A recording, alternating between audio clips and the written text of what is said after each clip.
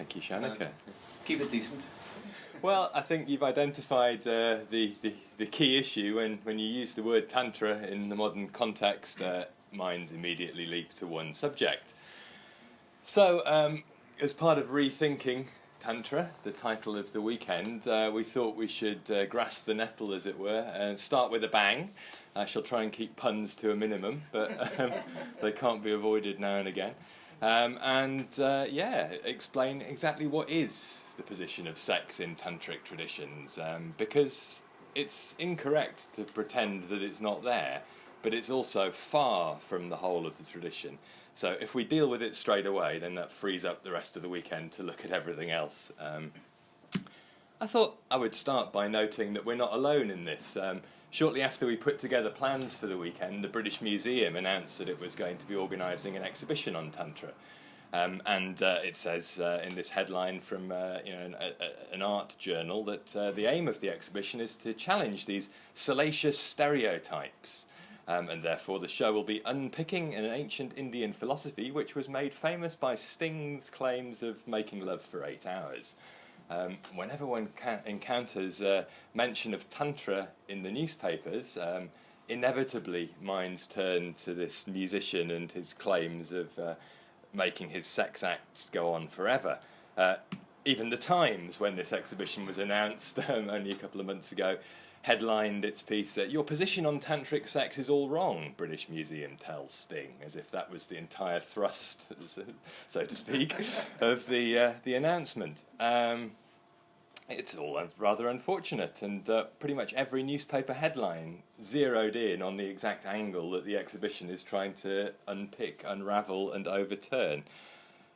If you look actually at the website, it makes it very clear. I mean, there's a depiction of a fierce form of the goddess, along with a rather catchy phrase, "enlightenment to revolution," and it's all much more restrained, which is more in the manner of what we're trying to do here this weekend. But at the same time, in order to understand why Tantra has picked up this salacious reputation, we need to look in detail at the traditions that have given rise to that idea.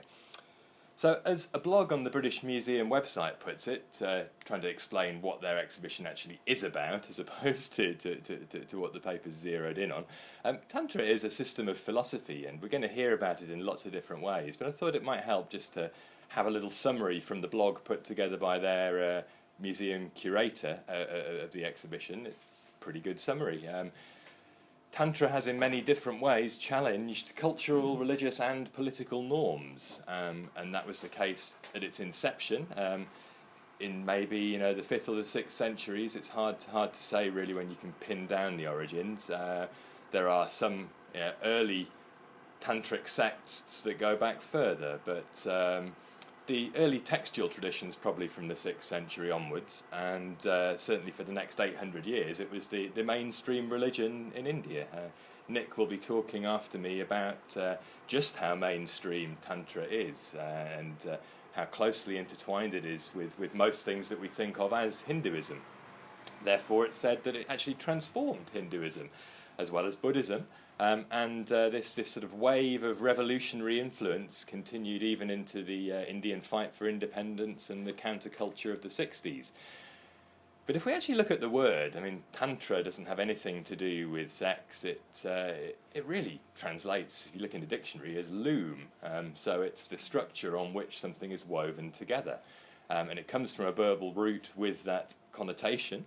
And in practice, we're talking about texts that have the word Tantra in their title, often, as this says, written as a dialogue between a deity and his consort, or sometimes the other way around. But most of the texts that we're dealing with relate to forms of the god Shiva and forms of the goddess.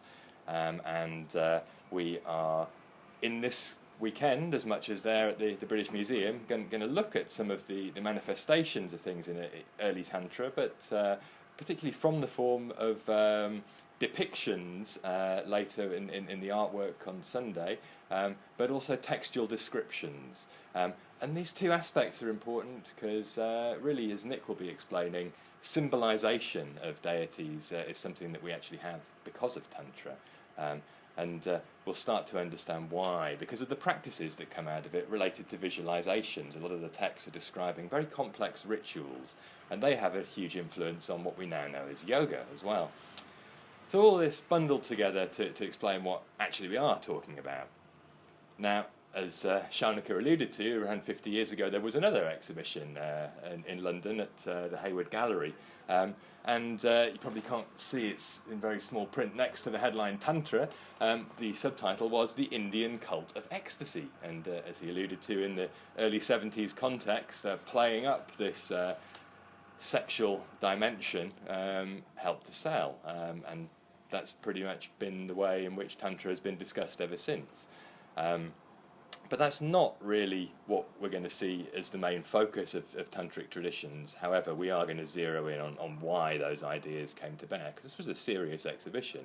It didn't just pull out a few kinky things and show them for the sake of it. However, that's exactly what the New York Times did about 8 years ago, when it published an article in response to a sex scandal in the Anusara yoga tradition. Shocked its readers with the claim that yoga began as a sex cult. And apparently this omission leaves many practitioners open to libidinal surprise. So to justify this claim, the paper's science correspondent, who'd just written a book about yoga, went on to explain that Hatha yoga, the practice of physical yoga that we know today, really evolved out of Tantric traditions. There is some truth to that, certainly. And as a result, we need to look back to what medieval Tantra was about. And as he puts it, this was an attempt to fuse male and female aspects of the cosmos into a blissful state of consciousness. The techniques for this were a mixture of postures, deep breathing, and stimulating acts, including intercourse, which accelerated this onset of bliss. Therefore, Tantra and Hatha developed bad reputations, the main charge being that practitioners were doing it for fun rather than spiritual insight. This is a very inaccurate description of the history, but there are grains of truth in every statement there, and we'll hopefully see over the course of the next hour or so where that mishmash of misnomers came from. However, if you go onto Google Images today, you can easily see why people jump to the wrong conclusion. If you stick the word Tantra in, press the image bar, this is what comes up. There are depictions of seated positions, largely involving, probably a bit difficult to see, two people sort of straddling one another. Then there are depictions of chakras lighting up in a seated position. And then there's references actually to sex in the titles of the pages. So by and large, the popular image is that Tantra is a way to accelerate your enlightenment through sexual activity. And if you go into Blackwell's bookshop just down the road and try and find a book on Tantra, this is probably what you'll end up with. This is one I picked at random off the shelves, Secrets of Tantric Sex.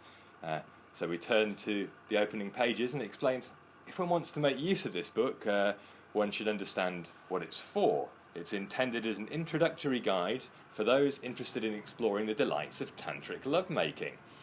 Tantra is an ancient and complex tradition, and if you want to look at it as a religion, there are many other books that you could look at. However, this book is for lovers, eager to put a first toe into the deep waters.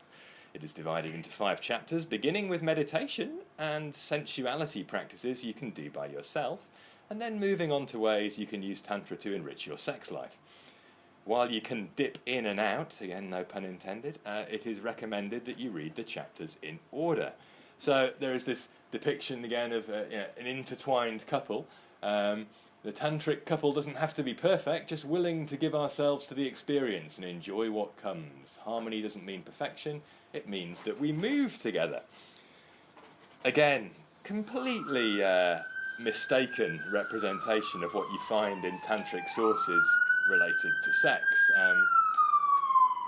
As one scholarly author has put it, this is David White, who was based at the University of Southern California, I think, in Santa Barbara, was explaining in his book Kiss of the Yogini, almost 20 years old now, which was subtitled Tantric Sex in its South Asian Context. He attempted to demystify the misunderstandings in the modern world, and was explaining that although people who are putting together books like the one I've just read from are undoubtedly well-meaning and perhaps helping people who buy their products enjoy themselves, and there's no harm in that, the problem is that they're misrepresenting the tantric bit. Sex is okay. He has no issue with the use of the word sex in the title. It's the use of the word tantric that's the problem. However, even the cover of his book has problems because it depicts these kind of pleasurable embraces. These are from temple sculptures in India, a site called Khajuraho, and the first slide of my presentation also had some depictions from the same site. And things there get a bit ambiguous. As he explores in his book, there is a suggestion that some of those sculptures were put together to represent tantric aspects of sexuality, but I think it's more accurate if we look at some of the pictures more clearly. This is just an open celebration of enjoyment of sex for its own sake, and this is a completely separate tradition in Indian literature, culture and philosophy. Found perhaps most clearly in a representation of exactly the same image on the cover of an early translation of the Kāma Sūtra, the very famous sex manual, as we are told. However, if you pick up the Kāma Sūtra and have a read through it, very little of it is actually about sex tips. It's a lot more putting into context the meaning and practice of pleasure in a much broader way. So once again, we've got to correct a misunderstanding. Once again, reaching for our national newspaper of record, which published an article in 2006 asking a question of these sculptures. Why does a Hindu temple look like the inside of a phone box in Soho? Why is it encrusted with statues of naked females, big-breasted and narrow-waisted, doing naughty things with rampant men? How can a religion be so pornographic? Now, understandably, a number of Hindus were rather insulted by this description of their religion, because what these sculptures depict is something much broader. It's an understanding of life as a whole. It's not just the religious dimension of life. As a letter to the Times pointed out in Complaint, these images of sensuality are only a very small percentage of the carvings at that temple. It's not a temple about sex. They're not depicting tantric acts, which we'll explain in a lot more detail in a moment. They're also not, as the article went on to suggest, in some way connected to prostitution and the operation of some sort of temple whorehouse, although there are temples who did have courtesans attached to them, another separate issue. What we're talking about here is the depiction of 4 dimensions of human existence, and the Hindu tradition identifies these 4 aspects of life as ways of understanding how to make sense of our place in the world. One aspect of this is sensual enjoyment, part of life. The others, though, are also important and should not be overshadowed by this. And the Kāma Sūtra starts with a disquisition on the aims of life and how pleasure relates to the other objectives.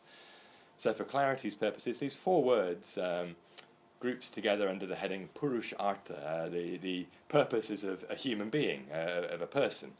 And Dharma is often said to be the paramount of these. Virtue, as it was written in that letter. Everything has to be in accordance with Dharma in some way. Even the Kāma Sūtra, again, does explore the fact that it's not pleasure for its own sake to the exclusion of all of these other concepts. Then there is, of course, worldly life, making a living, raising a family, engagement with the world, all covered under the terms of Artha. In fact, there's a whole treatise on being a king, the Artha Shastra, which talks about how one should wield power in the world. Karma, there's a whole series of texts in this genre talking about pleasure and the fulfillment of desire. So that is there, it's part of life. We wouldn't be here if it hadn't been part of life. And then, of course, there is the transcendent principle, the pursuit of moksha, ultimate realization and liberation from the cycle of births. So all these things are somewhat in conflict. The kind of underpinning value of virtue, duty, the righteous order of things, the pursuit of worldly aims, the pursuit of pleasure, and the pursuit of transcendence. How do you put all these things together into one system? Well, welcome to the Hindu worldview. It is an attempt to integrate all of those perspectives and to acknowledge that at different times, different ones of these perspectives may predominate. This is certainly a text in which the pursuit of pleasure predominates. The Tantric tradition, though, is not about the pursuit of pleasure. So what I'm going to try and do is explain the difference between karma, the pursuit of pleasure for its own sake, and a pursuit of something else in Tantric philosophy through what might appear to be the same thing, acts of physical pleasure. So how do we balance these things? If we look to the Mahabharata, the longest text of the great Hindu epic, we see many discussions of how one should pursue this life in order to ensure that those four purposes are somehow served. And there are debates that take place at different times in the text exploring which should be preeminent. As I was saying, it's generally suggested that dharma, that's the whole theme in a way of the Mahabharata, should predominate. So you should do what you need to make a living, you should enjoy yourself to the extent that that does not conflict with being dharmic. However, there is a suggestion by one of the characters in the Mahabharata, Bhima, that actually desire is the most important thing. If you're going to be in the world, some act of will is going to motivate what you do. And in fact, it would be impossible to achieve anything, even in the realm of dharma, were it not for the importance of desire driving us forward. He says, even the very rishis who gave us the transcendent insights of spiritual texts devoted themselves to their practice because of desire, and therefore one should see desire as the most important thing. Others go on to contradict him, and the discussion concludes with this statement from Yudhishthira, who is often associated with the pursuit of transcendence. He's reluctant to even engage in the righteous battle that he and his brothers are drawn to unavoidably in the end. And he says, really, no, moksha is the most important thing, and it can only really be attained if you're not attached to the other three principles, the pursuit of worldly attainments, the pursuit even of righteous conduct, and certainly the pursuit of pleasure. You have to go beyond all of these things to see, in fact, all ambition in the world as a source of, on the one hand, pleasure, on the other hand, pain. So transcending desire is the essence of becoming liberated. And if we turn to another part of the Mahabharata, the Bhagavad Gita, it will be very clear that this is the understanding. It's stated there in the third chapter that karma, desire, is an enemy which blazes like an insatiable fire. So that's not to say that desire in itself is bad, it's not some sort of Victorian moralising. It's pointing out that if you wish to have ultimate knowledge, being caught up in the world of striving for the things that you like, trying to avoid the things that you dislike, keeps you entangled in the cycle of births, grasping, pushing away, not able to stand beyond all of that in this realm that leads to liberation. So knowledge is covered by this desire, which is therefore the great enemy of one who wishes to possess knowledge. In fact, the only desire worth having is the desire to transcend desire. That message is there. We're fighting a war within ourselves. So how does this all relate to Tantra? Well, Tantra could really be understood as an attempt to synthesize all of these things into one system. To suggest that this pursuit of desire, in every sense, can actually be in the service of liberation. The two things need not be in conflict. This is coming from one Tantric scholar, Andrei Padu. He, really speaking, very generally, a lot of aspects of Tantric tradition might contradict some dimensions of what he's saying, but in general, we could say that within Tantric traditions, the pursuit of worldly enjoyments, even the pursuit of supernatural powers, can take place in the context of seeking liberation. The two are not at odds with one another. in all other previous systems it was suggested that anything to do with worldly enjoyment would distract from spiritual attainment. The Tantric systems suggested actually no, there are ways in which there is a transcendent potential in them at all times, and even that if one is purely to seek enjoyment, that is in itself a valid aim and part of a spiritual system. So this is a very new idea, and it comes from a concept of how one relates to the cosmos. Suggests here in the last sentence that the Tantric practitioner sees himself within an all-embracing system in which the macrocosm is embodied in the microcosm of the individual. Another scholar who I've already quoted, David White, who put together a compilation of extracts from Tantric sources, this book I've quoted from Tantra in Practice, in his attempt to summarise the whole thing. What we're basically dealing with is this principle that the universe is an expression of divine energy which can be found within us, since we are part of that universe. And therefore, Tantric practices are an attempt to, through ritual, channel that energy within the microcosm that is us in ways that can liberate us. That's the innovation of Tantra. And from a yogic perspective, as Karen will be exploring at the end of today, it's what gave us physical practices as we know them. Before this yoga text, we're basically talking about sitting still, switching off engagement with the outside world, essentially disappearing. The Tantric tradition said, no, actually the body is not an enemy or an obstacle, it's the vehicle for liberation. Because it's all about transformation. In many, many different ways, the Tantric philosophies we're talking about realizing the divine within oneself. Here, depictions of many realms, many cosmic principles. You've got the sun and the moon either side of the nose, all manner of heavenly abodes that are to be situated within the body through Tantric practice. The body is, in the words of our academic director Gavin Flood, who'll be talking about it a lot more tomorrow, divinized, transformed from this mundane mass of flesh into something sacred. And the whole of Tantric practice in its various forms is about this. In fact, it's suggested in many Tantric traditions that in order to worship the divine, one must transform one's body into the divine to be worthy of that worship. And again, we're going to see how this leads to the sexual stuff in a moment. The problem, though, as Gavin Flood goes on to identify, is that we conflate these two things. Western obsession with the erotic aspect leads us to misunderstand what the Tantric body is all about. And it's done in two ways. We distort this tradition in the West, either by imagining that the Tantric concept of the body is a way of maximising sexual pleasure, or we misunderstand it from the perspective of condemning Tantric philosophy as wanton, libidinous pursuit of immoral aims or ultimately supernatural aims. And it's common actually in modern India to dismiss Tantric traditions for that reason. And part of the aim of this weekend is to show how embedded Tantra is in mainstream Hinduism.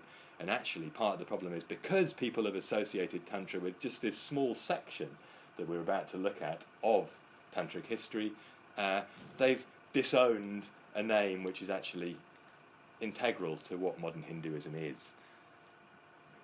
Of course, Gavin Flood's book is no less than David White's subject to market forces, and the publisher decided to stick a dreamy-eyed, spaced-out, blissful face on the front cover. So in talking about how it's not about that, he had to submit to the marketing of his text according to these popular tropes and misunderstandings.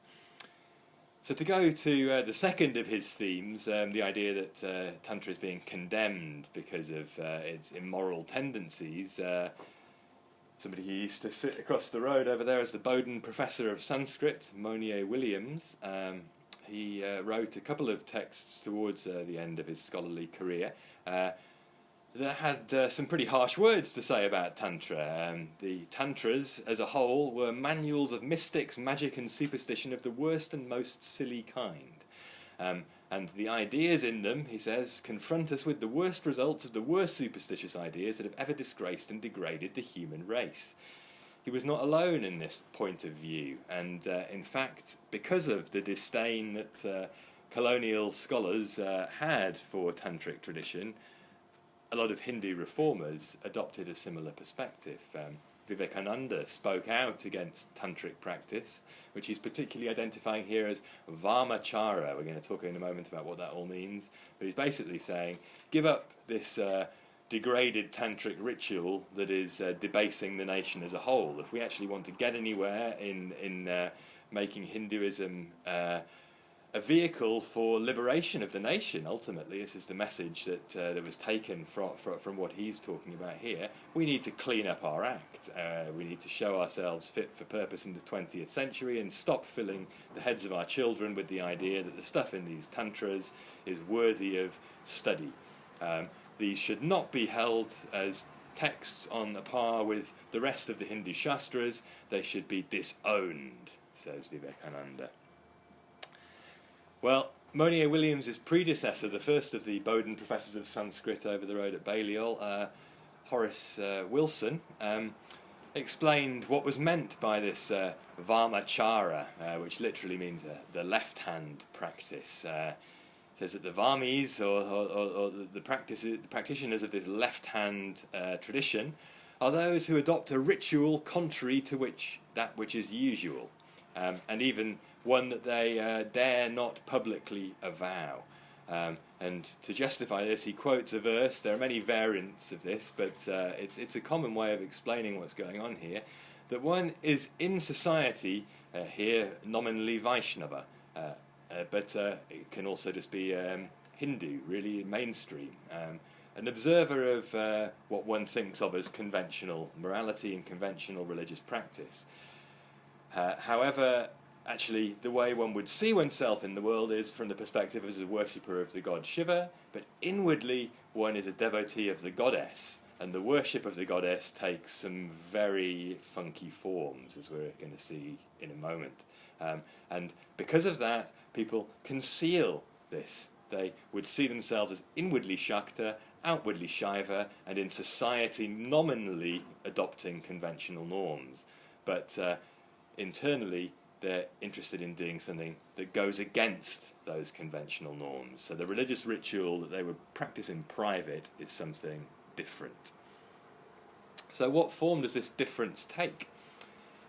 Well, if we go to some of the texts on Dharma from more than 2,000 years ago, one in particular, the Manusmriti, perhaps the most famous of the Dharma Shastras, it does actually surprisingly say, particularly in the context of modern promotion of vegetarianism, or of abstention from excessive sexual activity, or even, from the consumption of alcohol. These things in themselves are something that we might naturally be drawn to. However, one should be aware that abstaining from them brings great benefits. So even the traditional Hindu law texts are quite flexible in the way that they present those edicts.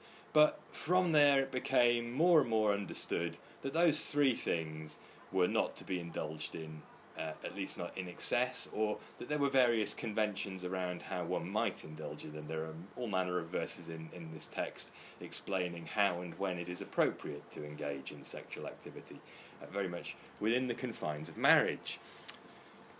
So what happens in these left-handed antinomian, to use a scholarly term, variant of the Tantric ritual.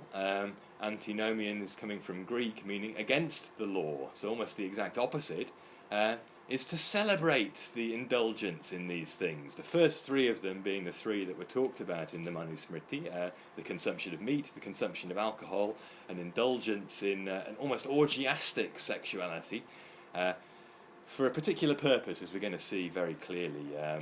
The consumption, actually, even of the fluids produced in sexual contact, are consumed along with alcohol and meat as part of the ritual, later supplemented with two other aspects, consumption of fish and a term which is really related to any form of grain that is said to be in ritual context an aphrodisiac.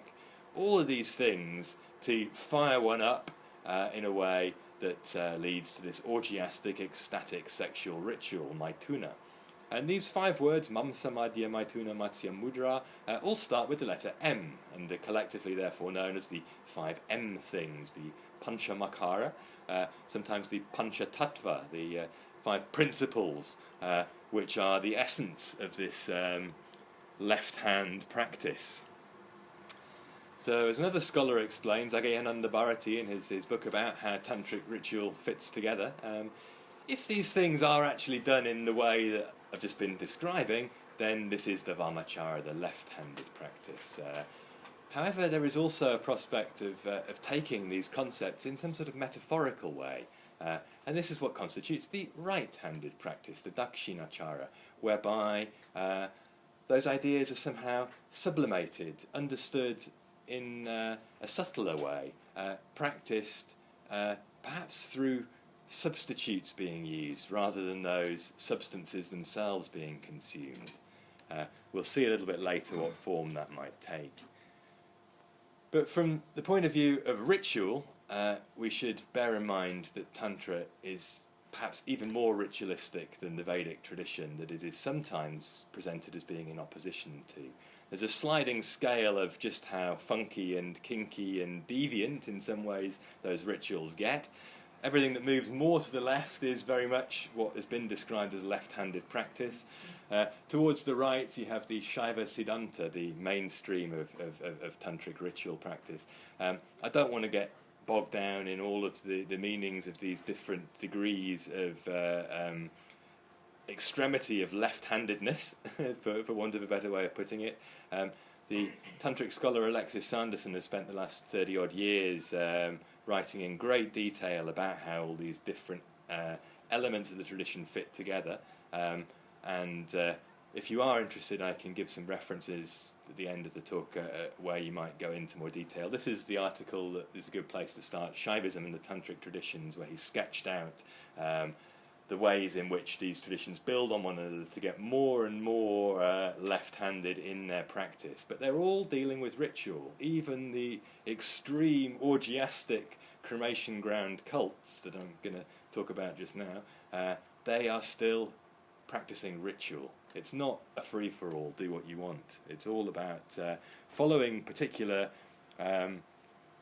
paths of conduct that are different to the conventional ritual. Unfortunately, again, in the Western context, we get this ritual presented in rather sordid ways that, although in some ways are evocative of what's being described, they mislead us. Here's a scene from Indiana Jones and the Temple of Doom, in which somebody in a ritual plucks out a heart, starts screaming, Kali Ma, Kali Ma, and this is the extremist form of left-hand tantric practice, devotion to the fierce form of the goddess Kali. But that's misleading us really about what's going on. Again, it's just feeding our imagination of this twisted other that we can either laugh at or condemn. Unfortunately, in modern India, the same thing prevails. This is a movie from last year, Tantra Mantra was its title. Several films have been made with that title. The word, in fact the phrase, the compound of Tantra and Mantra, which is in many ways the essence of the tantric ritual, the reciting of mantras, is become in some ways a substitute for what we in English would call mumbo-jumbo, a shorthand for weird, superstitious stuff that we don't really want to have too much to do with. And this is sad because, as I was explaining and as the rest of the weekend is going to explore, tantric traditions are integral to what we understand as modern Hinduism. But for a large segment of modern India, it's misunderstood and somewhat feared. This is a horror movie, Tantra Mantra, and it's often suggested that tantric practitioners are to be avoided because they practice black magic and you want to stay away from what they might do to you. Well, the kinds of people who you're advised to stay away from look a little bit like this.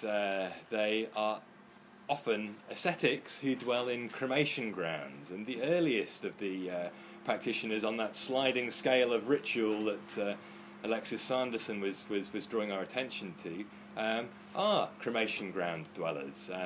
ascetics who walked away from conventional ritual to do something that went to the most polluted place they could find. Instead of the obsession with purity, which was very much part of the priestly caste's approach to these things, they went to the most impure place for the conduct of their ritual, the place where dead bodies were, and body parts are strewn everywhere, and they even smear themselves in ash from the burning of dead bodies.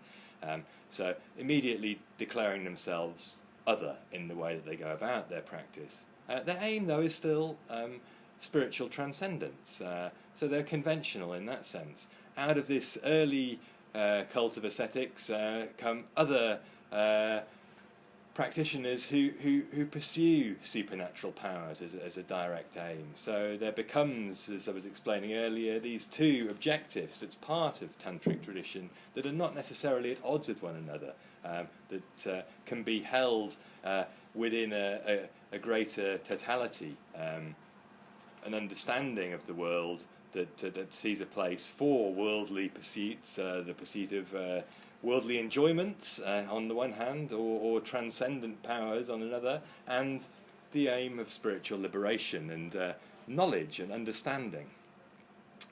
Again, another complicated chart. I don't want to go into it too much, but if you're interested in knowing more about it, one of our online courses, which is where this slide comes from, looking at one of the yoga texts, the Hatha Pradipika, goes into a lot of detail discussing some of these traditions and how they influence yoga. We've also got another course in development looking in detail at Shaktism, which is the main thing that I really want to focus on now. So everything to the right of here grows out of these early cults devoted to Shiva, the deity, and instead they are devoted to goddesses, and there are various forms of them with varying degrees of extremity, but essentially worship of the goddess is where the idea of tantric sex is coming from. The goddess was worshipped through extreme sexual practices in some cases, and these traditions of Shaktism slowly become sanitized.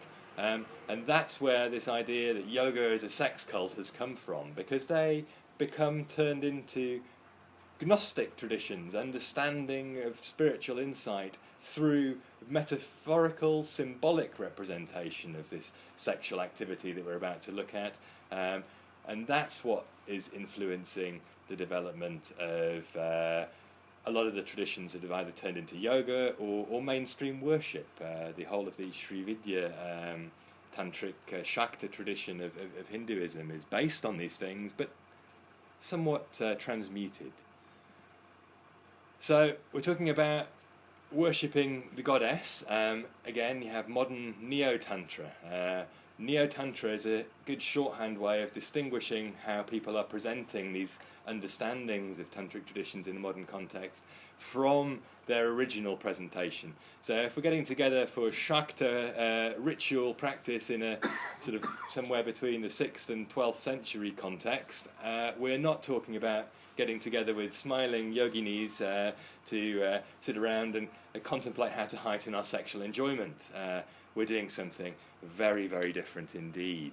The goddesses we're talking about, sure, are to be understood in the context of sexual practice. There are lurid descriptions of sexual activity in some of these texts. This is a little bit later. This is a Tamil text from about the 14th century.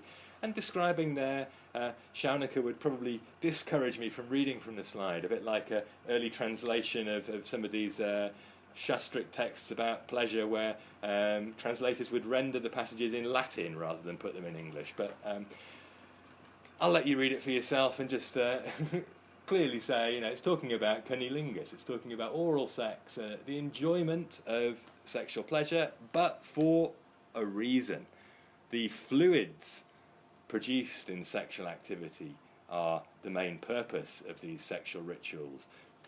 So the discharge of the vulva and the discharge of the penis are to be mixed together as a rejuvenating drink. And the whole practice of tantric sex could really be summed up as that. The combination of sexual fluids and their consumption in a ritual context as an offering to the goddess. Why, you might be asking? Well, these substances are the most powerful things that there are in the body in some ways. They are the essence of what makes us reproductive, able to be here in the first place, to be having this conversation. In the Ayurvedic context, there are 7 dhatus which evolve out of one another. The tissues of the body, the subtlest of them being shukra, which is literally semen. And in a female context, menstrual blood, which is symbolic of the production of the ovum that fuses with the sperm to produce life, is imbued with the same magical power, but it's also feared. Oh, sorry, I've missed out a slide there.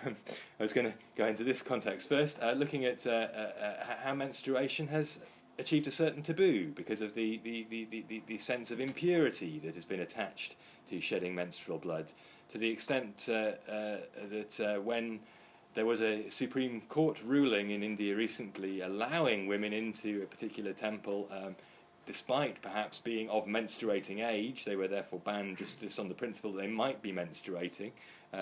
This provoked widespread protests in Kerala.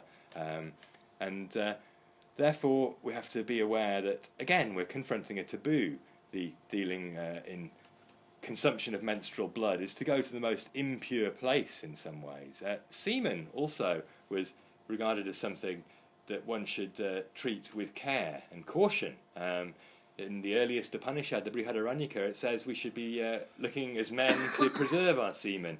And if it happens to be discharged, in whatever context, one should do something special with it to almost atone for having shed it. One should recognise that magical power that gives rise to life has not been used to provide new life, and therefore to recapture that power to create life within ourselves, one should pick up the semen, rub it between the fingers, and then smear it on the forehead or on the chest.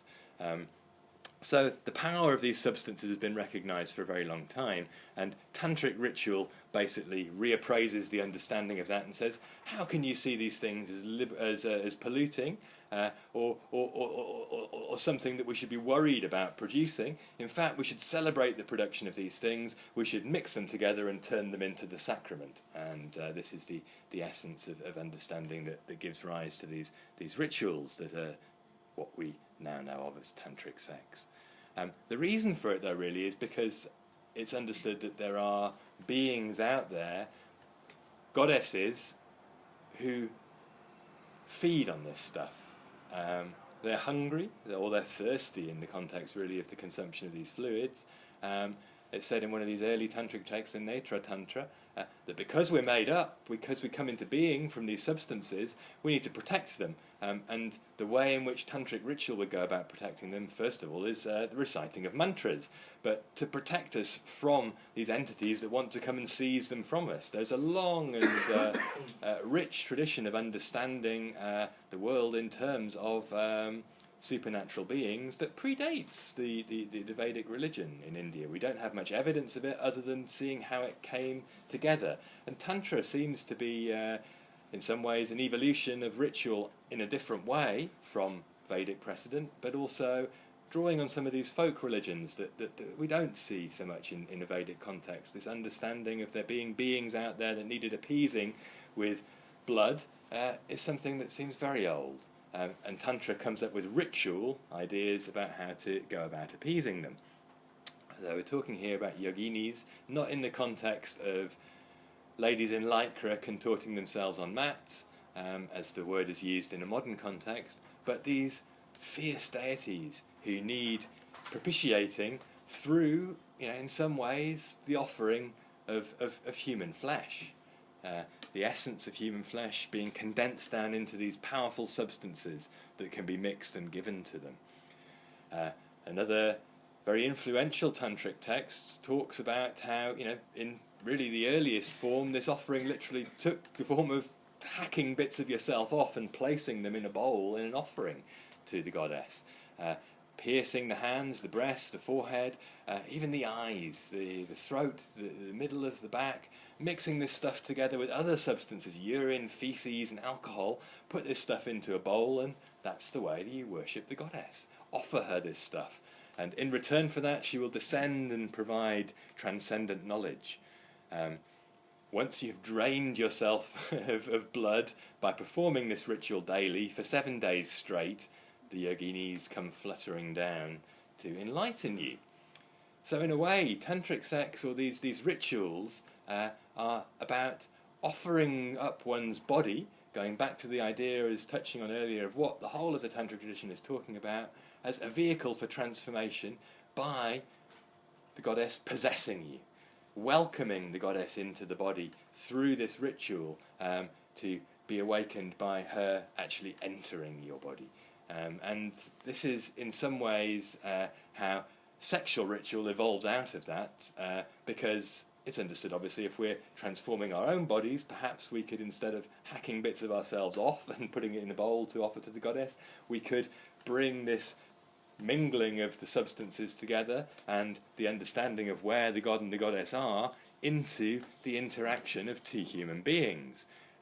So as David Whyte puts it in his book Kiss of the Yogini, the tantric sex idea and the physical act of union of two human beings was a way of producing these fluids that the goddess wanted, without actually losing yourself entirely in the process, without literally being eaten up by these beings. You could somehow come into that same relationship with the cosmos. So back to the descriptions in the text and being fully clear that this is talking about sex, but it's very different to going back to that earliest thing I talked about at the very beginning, the misunderstandings that were there in the press when the British Museum announced its exhibition, going back to the reference to Sting and his making love for many hours. And that's not what we're talking about here. We're not talking about the conservation of semen, we're talking about the production of it, because the goddess likes it. The goddess is fond of the nectar of the genitals. Therefore, we should worship the goddess by producing these substances and then consuming them. We feed the deity through the body by transforming ourselves into the vehicle of the deity to commingle together, produce the substances, and then in ritual offering become perfected. So the practice of yoga, in some ways, the practice of tantric sex, goes back to this idea that becomes understood in many more subtle ways as it develops over the next few centuries. But in its original context, physical sex to produce these fluids. Again, another depiction of yogini there as the practitioner. So it's to be understood that the yogini is out there the deity, but is also the consort with whom one is engaged in these practices. So the feeding of the deity and the consumption of the substance involves the worship of a physical, fleshly human being. The yoni puja, the veneration of the vulva, has for its final end the consumption of the yoni tattva, the discharge from the female genitals. And David Whyte likens this to conventional mainstream ritual in which, once you have pleased the deity by making offerings, you then take prasad. It's the same thing. You worship the goddess, you produce these fluids, and then the consumption of those fluids is the enjoyment of the blessings of the goddess. So there's this virtuous circle of engagement with the totality of the cosmos through the sexual act. Again, you can see how modern ideas of tantric sex, of getting together for a physical enjoyment session and talking in spiritual terms about how that will all be lovely and we'll somehow be communing with our true nature, has taken this idea and turned it into something else, but that's what the original idea was. Just to be clear, the development of the most extreme forms of sexual ritual in what translates really as clan, the kaula, so the kula, the gathering of a family really is what the literal meaning of the word kula, but the clans of those practitioners devoted to the goddess, referred to as kaula tantric traditions, in the same way that those devoted to Shiva are Shaiva and those devoted to the Shakti of the goddess are Shakta. So Kaula traditions, they're the ones that really take this stuff as far as you can go with it. So the consumption of the nectar of the clan is the consumption of that which the goddess likes most, the combined fluids of to sexual partners. And not only those, everything else chucked in together. Ultimately, the favourite foods of the goddess are said to be an extract from a flower, what is described as Shiva water, most probably human urine, blood, semen, alcohol, whisked together into a funky cocktail and consumed. Again, less likely than that pretty picture of smiling young women gathered together to attract paying participants to a 21st century workshop. But that's what we were originally talking about. Thankfully, though, people came up with other ideas of what these things might mean, and this is why I was suggesting that the New York Times' depiction of yoga as evolving out of a sex cult is, although pretty lurid and misleading, not entirely incorrect, because some of these ideas about what these 5 supposedly transgressive substances might mean have changed somewhat, and therefore become incorporated into texts that influence modern yoga. The understanding of the intoxicating substance becomes transmuted to the nectar of immortality, which resides somewhere in the body, said in this particular text, the Kāma Sūtra, to be that which is stored in the head, which can be kept in the head through the practice from yoga known as Kechari Mudra, turning back the tongue in the throat. So this is the understanding of the flesh, the flesh of the tongue, stuck there so that nectar can't descend. You can enjoy it. The matsya, which is literally the fish that you might eat, is instead actually the balancing of breath so that they are absorbed in the central channel of the subtle body, which leads ultimately to transcendent enlightenment. The understanding that makes that possible is the real meaning of this mudra, and the true understanding of the sexual act, the maituna, is that it's representative of the totality. It's not that we need to have sex, it's that the totality of everything in the world is a combination of the Shiva and Shakti, and behind that is the supreme essence that everything emanates from, and if we can see ourselves in relation to that in the right way, we are liberated purely by knowledge. There's no need for this physical practice. And some of the later Tantric texts, the Kashmiri Shaivite traditions, bring the sexual metaphors into their descriptions of transcendent knowledge. So the understanding of non-duality in these contexts is the non-duality of the intercourse with a partner, the intercourse ultimately of the god and his consort, or the goddess and her consort, whichever way one sees it.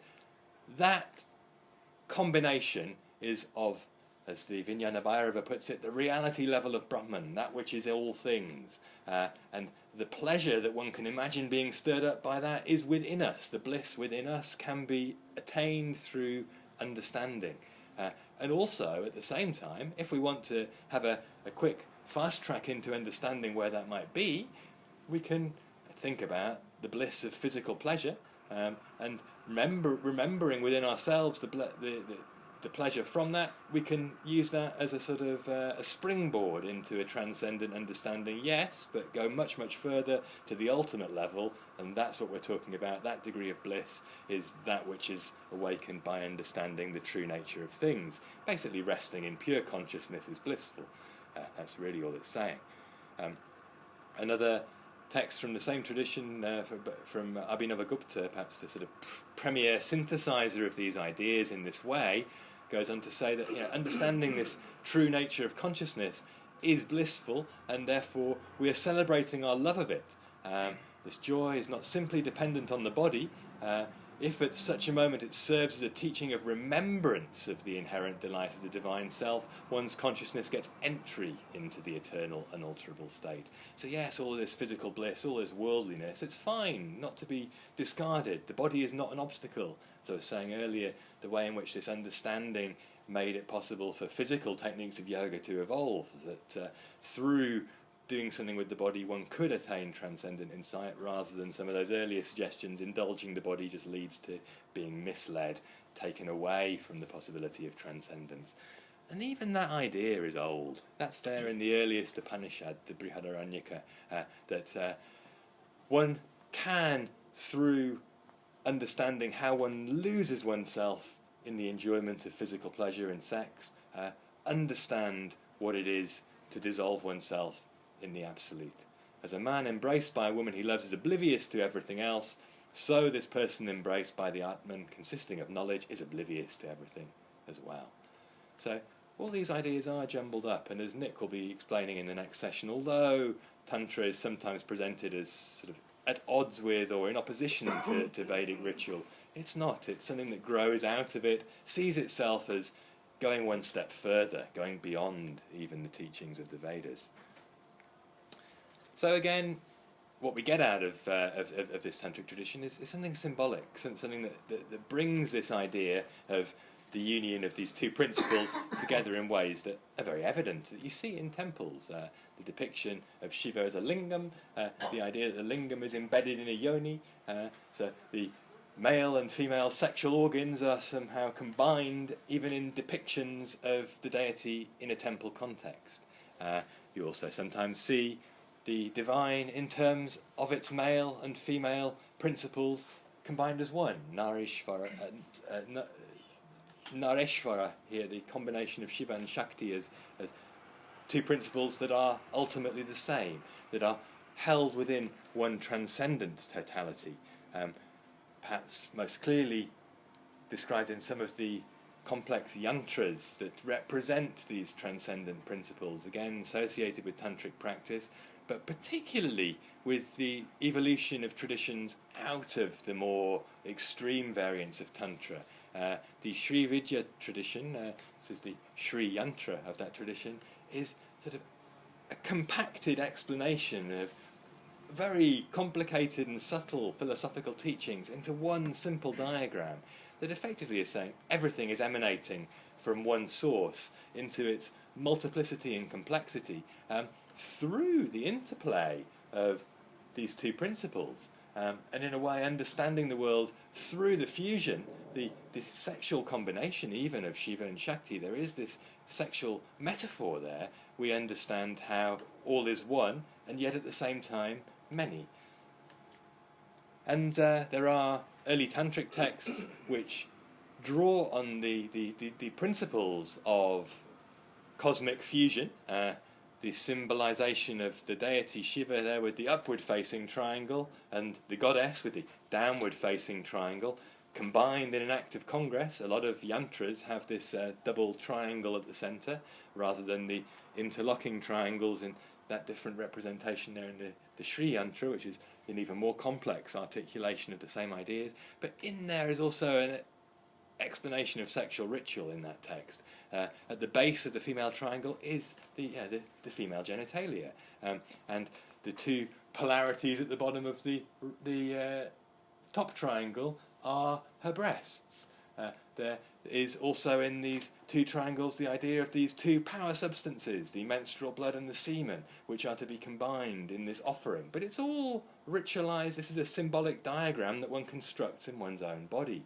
Karen will explain later how this visualization has a lot to do with the subtle body that has influenced physical yoga, the idea of the chakra system.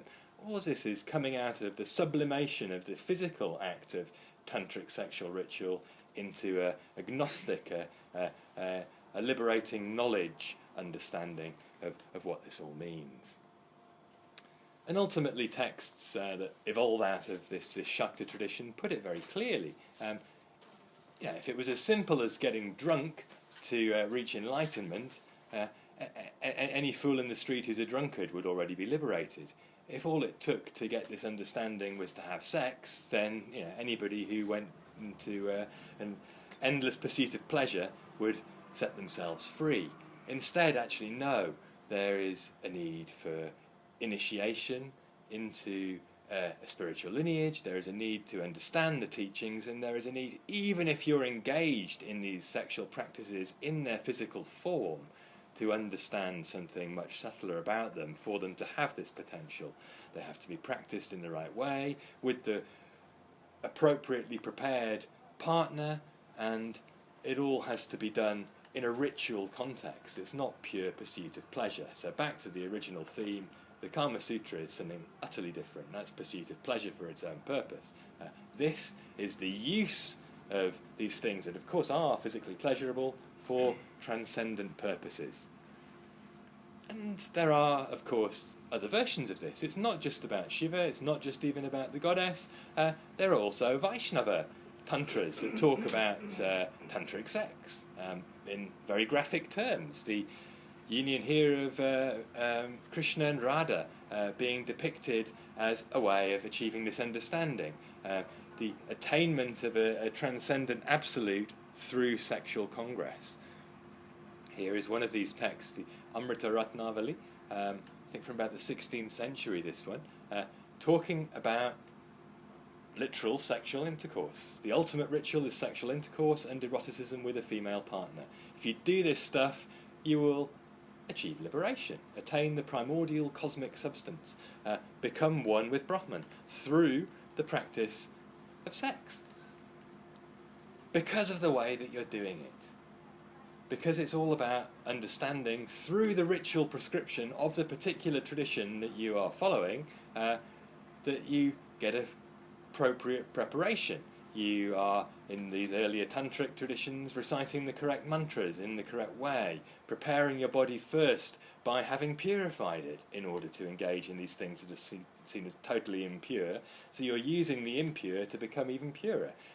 In this context here, you have to first visualize the essence of the divine in the partner. Again, you see how this has been transmuted into modern understanding of have sex and somehow awaken the goddess, but it's not really that way. It's actually following the prescriptions of a spiritual tradition in textual form.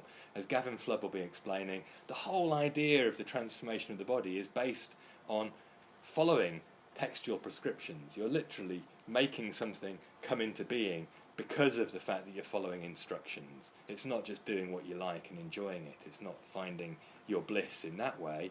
It's taking the instructions of the tradition, following them in a ritual way, just like Vedic ritual. It's just a different form of worship. Now that did refer to how the god of erotic love helps to transform the female partner into the essence of the divine. The god of erotic love in an Indian context is Kāma Deva, and literally the god of pleasure. Pretty much the same as the understanding of eros, from which we get the term erotic. He fires a bow.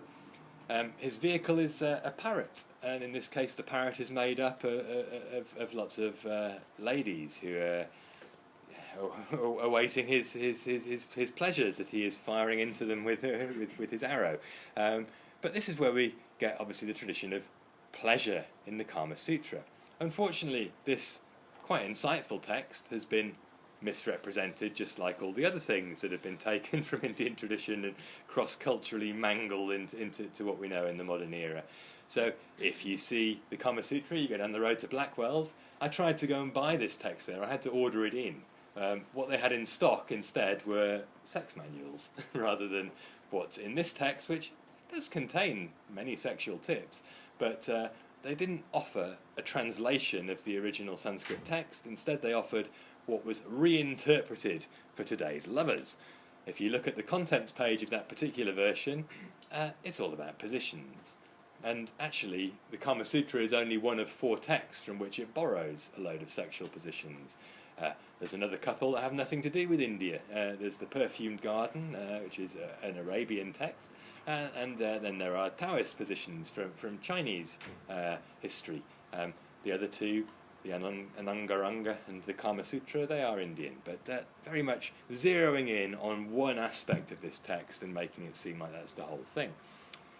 So if we do actually go to the chapter that does deal with sexual positions in the Kāma Sūtra, again, it's about many other aspects of sexual pleasure.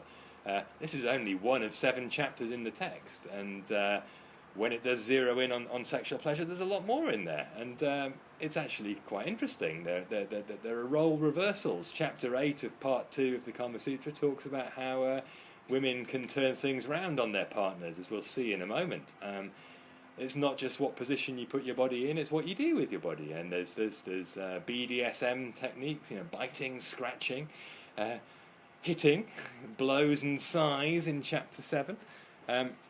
Many aspects of sex in there. But the reason for it, as the text explains, as I was saying at the beginning, is because sexuality is one dimension of life.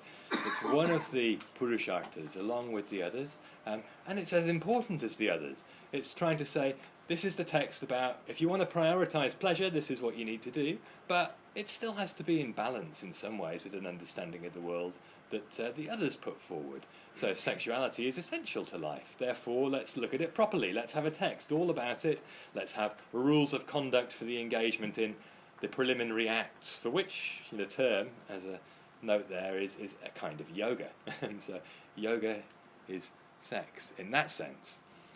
But back to what I was saying about role reversals, I don't want to dwell on the teachings of the Kāma Sūtra. If you'd like to read it, it's available for a very cheap price from a good online bookstore, if not Blackwell's.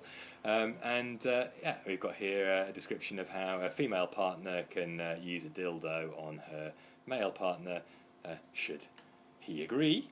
An important description of consent in there. So this is a very modern sort of thing in a way. It's a text from pushing 2,000 years ago, certainly summarising a lot of teachings from even older, and it sounds quite modern.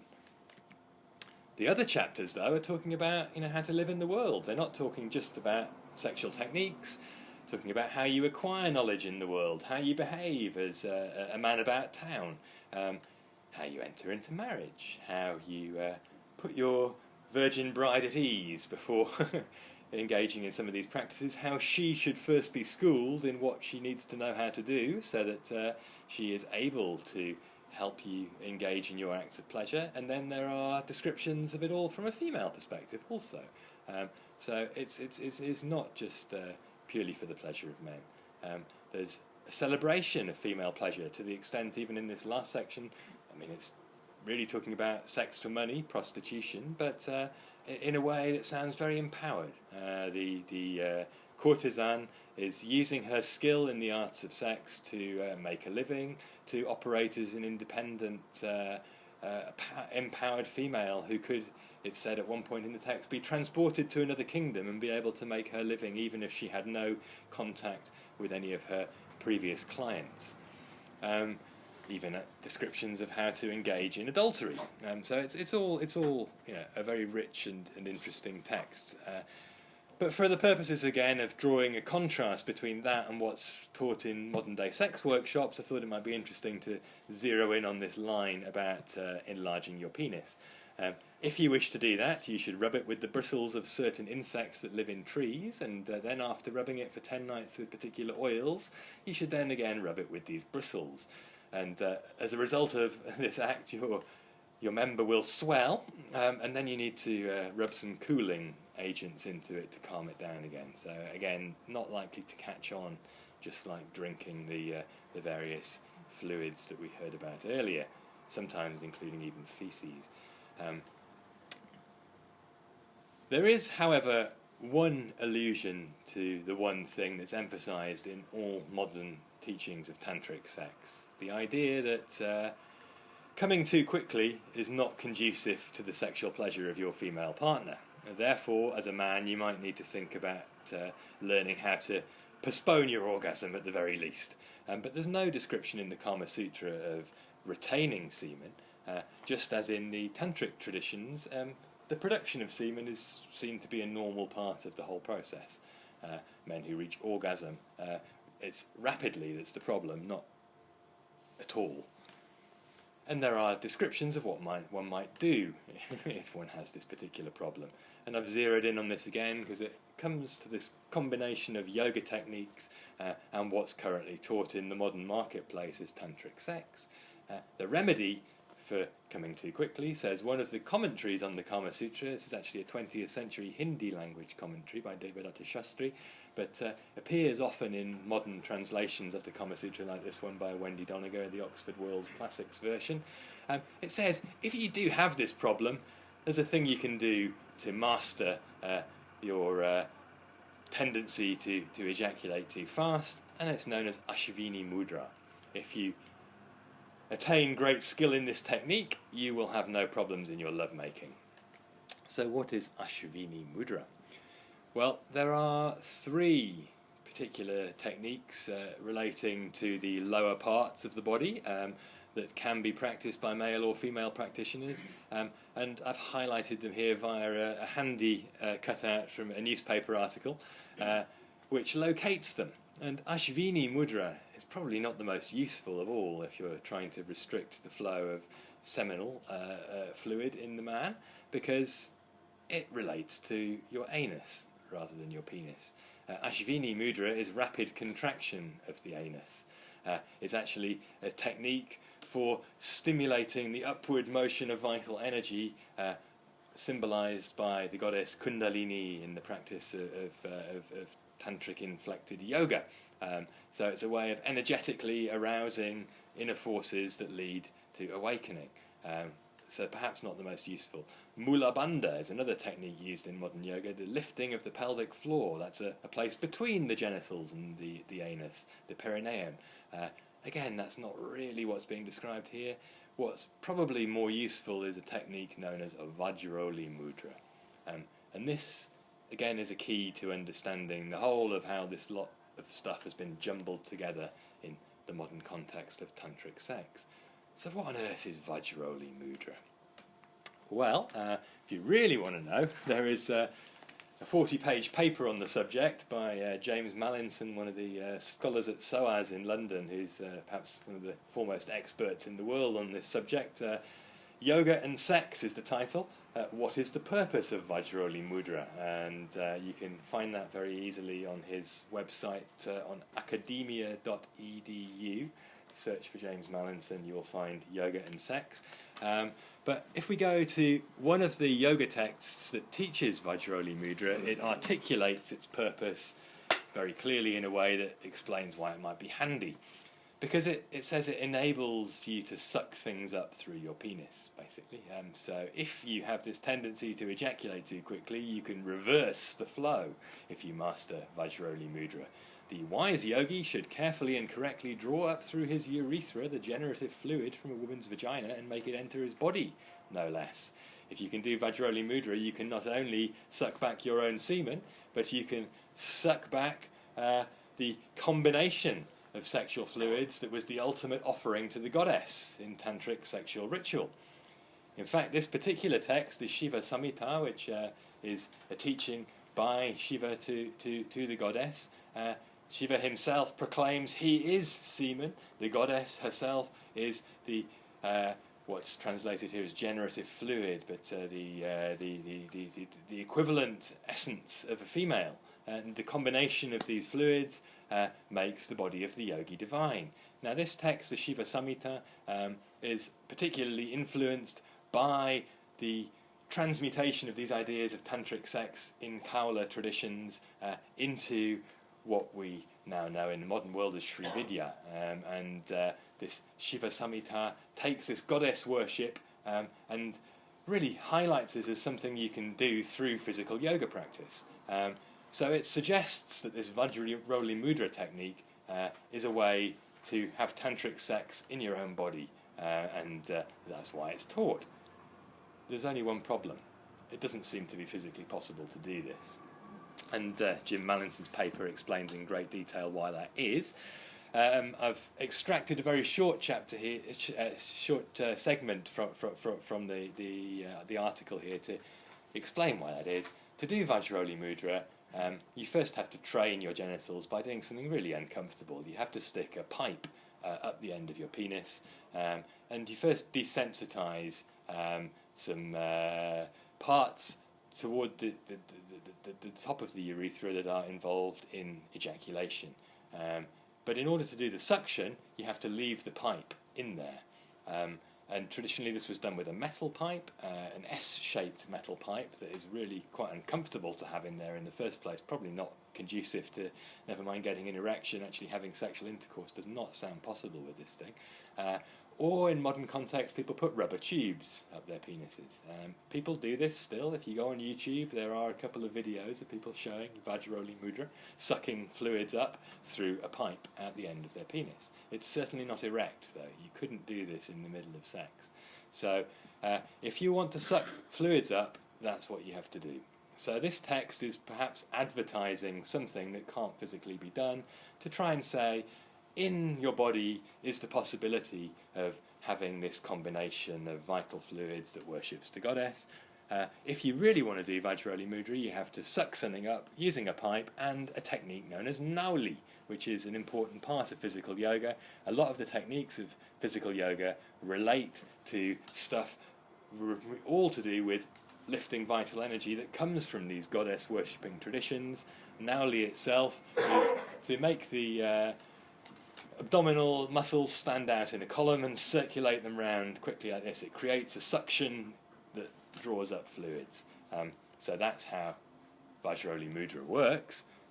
Again, this is not something you could easily do in the middle of sexual congress. If you look at Vajrayogini Mudra's description in other texts, it's slightly different. It says in the Hatha Pradipika, which is a compilation from the 15th century, perhaps the best known medieval text on physical practice, which borrows from the Shiva Samhita and many other texts, it explains the real purpose of Vajrayogini Mudra. It's training yourself, perhaps through the insertion of this pipe, to not ejaculate at all. The yogi who knows Vajrayogini, it says, achieves powers even if he's not celibate. So through the practice of yoga, you, like a tantric practitioner, have the possibility of being liberated and enjoying things through the body at the same time. And this technique is a way of ensuring that even if you don't obey the rules of celibacy that go traditionally with the practice of yoga, you're still okay. You can actually make sure that you've preserved your semen, which, as we saw earlier, is vital to your body, and thereby conquer death. The emission of semen, it says in the text, is death. The preservation of semen leads to eternal life. The technique of Vajrayogini Mudra, therefore, is the ultimate way of maintaining your celibacy, even if you stray from the path a bit and are not celibate. We could question even if anybody did this, though, because of the way it's so uncomfortable to actually perform this technique. The easiest way to not ejaculate is to not have sex. It's not to do this technique. Or you can train yourself in other ways, taught in modern 21st century tantric sex workshops, but they're not taught here in the yoga texts. What's really being described is the importance of preserving semen through celibacy. The reason that semen is so prized is dating right back, as we saw, to the earlier Upanishads. It's associated with life. It's the life force in the body. Losing it makes you weak. This idea is certainly borrowed by modern tantric sex workshops, but the preservation of it through ascetic techniques, which is where the physical yoga practice also comes from. It borrows all this funky tantric sex talk to understand why we can transform the body internally through physical exercises, but the actual things that we're doing with the body, the adoption of particular postures and the ultimate goals of yoga, they come from an older tradition, this ascetic tradition. It's just that we've developed new techniques for going about it, and thank goodness too, because you wouldn't get many people coming to a workshop teaching this stuff, which modern Indian ascetics do go in for, to show their total detachment from the body, their total detachment from the sexual urge. They basically destroy their genitals and then show that off at public gatherings. So they're certainly not interested in the flow of semen, and they are not interested in sexual contact, and they are able to show off to the public in return for money, in many cases, that they've basically rendered their genitals inoperative. So again, not anything to do with tantric sex workshops. So where the hell does it all come from? It comes from somewhere else. It's a new age fusion of everything that people could get their hands on, modern tantric sex. Here's one example that I bought in the mid-1990s, a book that called itself Tantra and the Tao. It said on the back cover that 5,000 years ago, Indian tantrics and Chinese Taoists discovered the power of sexuality in the elixir of life. As we have explored, the tantric traditions date from more like 1,500 years ago, not 5,000 years ago. They may have borrowed on traditions that date back further, this is true, but certainly nothing to do with anything tantric and traditionally Indian in this text. It's really teaching Taoist techniques of controlling the flow of semen, for the same sort of reason, the mastery of vital energy. So a lot of New Age and modern teaching of tantric sex is based on Taoism. It's got very little to do with Indian Tantra. And if we go to one of the early foundational texts that a lot of these tantric sex workshop people will be borrowing from, by a guy called Mantak Chia, who's a Thai who was originally a Buddhist, who got into some Kundalini yoga practices, who eventually ended up with a Taoist kung fu teacher, learned a lot of ways of working with internal energy, and then described what he learned in one of his early books called The Taoist Secrets of Love, which talks about retaining semen and therefore making it possible to do as Sting boasted of doing, making your lovemaking last a long time. Instead of just climbing one peak together, you climb a whole series of mountains, each of them more spectacular than the other. So therefore, you need to train your body so that you can do this. And the technique he describes for training the body is not Vajrayana Mudra. It's basically training yourself at the moment where you really want to ejaculate to actually desensitize. So through a program of physical training, you not only block the nerve impulse that causes the urge to ejaculate, you basically clench all of your muscles really tight and draw everything inwards and upwards and circulate your energy around your body. Instead of that, you do this after you've finished the first round of thrusting, he says. So the big draw is a term which is used in many of these workshops to explain what you're supposed to do, and that involves something more like this. Rather than Nauli, where you're popping your abdominal muscles out, it's more like Uddiyana Bandha. You suck everything inwards and upwards. That's what the big draw looks like, and that is something in theory you could do in the middle of sex. Again, it's a bit weird, and why it's so important to preserve semen in this way is open to question. We're not really here to pass judgment on that, though. We're here to just understand where it's all come from and why they stuck Tantra on the advert. If we go back to Sting, one of the interviews that he gave in the 1990s that gave rise to this whole myth that everybody latches onto when looking for an easy way to talk about it, an interview with OK magazine that was also picked up and put in the News of the World, as the Sun on Sunday was previously known. He boasted, yep, I can go at it for ages because I've mastered tantric sex. Sting likes to practice Ashtanga yoga. He's also gone in for a bit of other training on the side, and he says, I've learned this technique, and the whole secret behind it is to make your stomach go as near to your spine as possible while still allowing you to breathe.